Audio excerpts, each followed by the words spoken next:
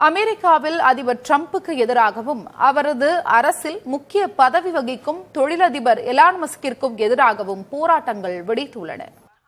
அமெரிக்க அதிபராக பதவியேற்றுள்ள டிரம்ப் வெளிநாடுகள் மீதான நடவடிக்கைகள் தவிர உள்நாட்டிலும் அதிரடியான சீர்திருத்தங்களை மேற்கொண்டு வருகிறார். ப்ராஜெக்ட் 2025 என்ற தலைப்பில் கருத்தடை மருந்துகளிலிருந்து கல்வித்துறை வரை, நிதித்துறையிலிருந்து நீதித்துறை வரை இவர் அறிவித்துள்ள ஏராளமான நடவடிக்கைகள் அமெரிக்காவில் கடும் விமர்சனங்களுக்கு ஆளாகியுள்ளன.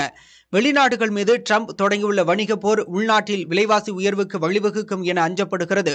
இந்நிலையில் டிரம்பையும் அவரது அரசியல் செயல்திறன் மேம்பாட்டுத் துறையின் தலைவராக இருக்கும் தொழிலதிபர் எலான் மஸ்கையும் எதிர்த்து போராட்டங்கள் வெடித்துள்ளன. டிரம்பை தகுதி நீக்கம் செய்ய வேண்டும், எலான் மஸ்கை செவ்வாய் கிரகத்திற்கு அனுப்ப வேண்டும் என்ற பதாகைகளை போராட்டக்காரர்கள் ஏந்தியிருந்தனர்.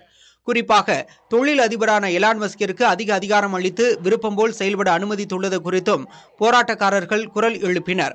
லாஸ் ஏஞ்சலிஸ், மின்னசோட்டா என 50 மாநிலங்களின் தலைநகரங்களில் ஒரே நாளில் நடைபெற்ற இப்போராட்டங்களில் நூற்றுக்கணக்கானோர் பங்கேற்றனர். டிரம்பின் இருபாலின கொள்கையை எதிர்த்து LGBTQ சமூகத்தைச் சேர்ந்தவர்கள் அலபாமாவில் போராட்டத்தில் ஈடுபட்டனர்.